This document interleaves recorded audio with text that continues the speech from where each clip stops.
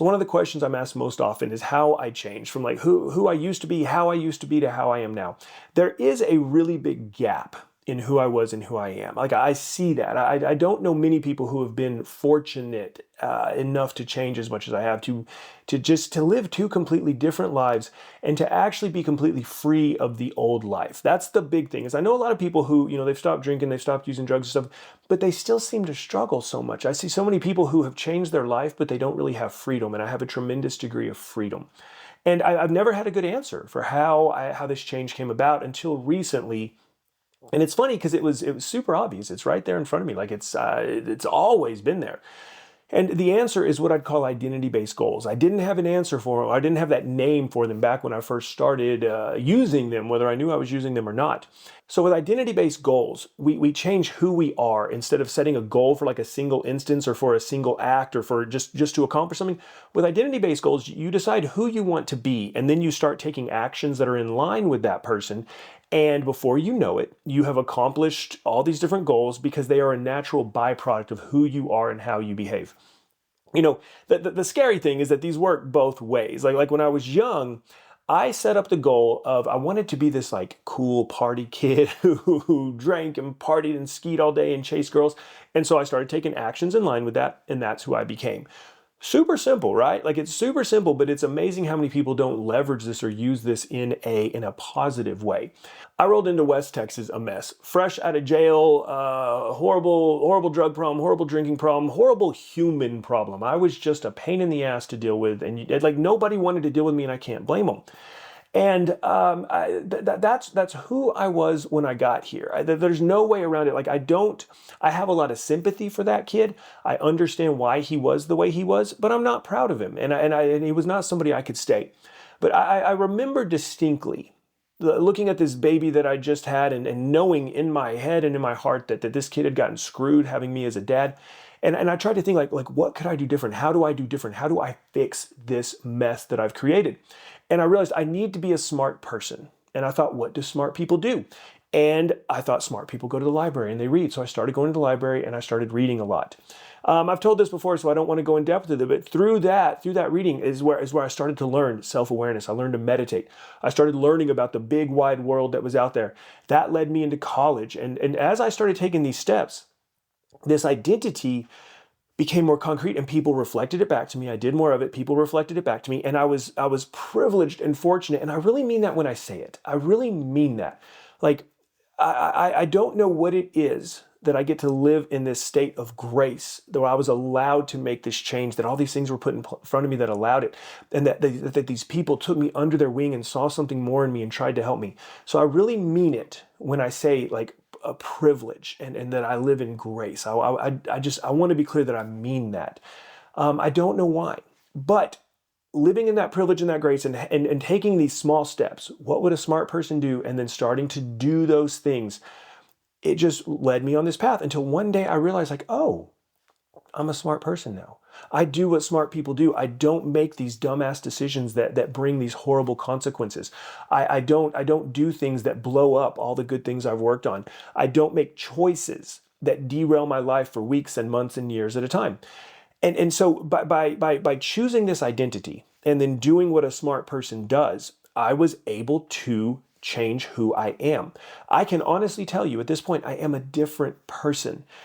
This James and young James, I used to say that we'd have nothing in common and that we wouldn't be able to talk, but we would, because I invest in people like him and I care about people like him. I would want to take the time to get to know him and to get to know him well enough to be able to say like, dude, like, why are you doing this? What's your end goal? When he did something dumb, be able to say like, what did you think was going to happen? Like, how did you think that was going to turn out for you, man? And so we would get along, but it would not be as friends. It would be like as like a concerned older person talking to this younger person. And I can tell you that this is my identity now. Like this is why I don't struggle. This is why I don't struggle. I don't struggle with things because I don't do those things. It's the same as like I've never had to make the choice not to like scream at a toddler in a store. I've never had to make a choice not to hijack an airplane. I've never had to make the choice to shoot my shot at somebody in their DMs, as the kids call it, because that's not who I am. I respect my marriage. I respect my wife. I love my wife. I don't even have to make those decisions because this is who I am. It's the same with all the other things, the drinking and the drugs and the getting arrested and just the chaos and the crime and the stupidity. I don't have to make those choices because they're not who I am anymore. And this is an ongoing process. Every time I see that I want to be somebody else, I start thinking, well, what would that person do? And then I start doing that. It's a wildly simple and wildly useful way to live your life. It makes everything so much easier. Pick who you want to be and then do what they would do. I mean, it's kind of funny, what's coming to mind right now is on The Office. Dwight says, what does he say? Like, I think of a stupid person, then I don't do that. That's a great example of this. Think of a stupid person, don't do that. But let's just flip that. Think of a smart person and do what they do. Follow their lead.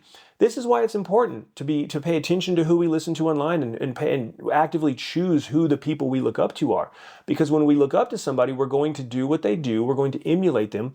So why not pick your best self? Why not pick the person you want to be and then emulate that person? And the really important part of this is that you have to choose that identity, but you have to pair it with action. And you need to make that action as concrete as possible. So if you want to be somebody who is in better shape physically, you don't just say, I want to be in better shape. That's completely unactionable. The identity version of that would be, I am somebody who cares about their health and is physically fit. Awesome. There's the identity, but then you have to pair it with action. So I am a person who cares about their health and is fit. So I run 3 days a week. I lift weights 2 days a week. This is how I eat. This is what I do. This is what I don't do.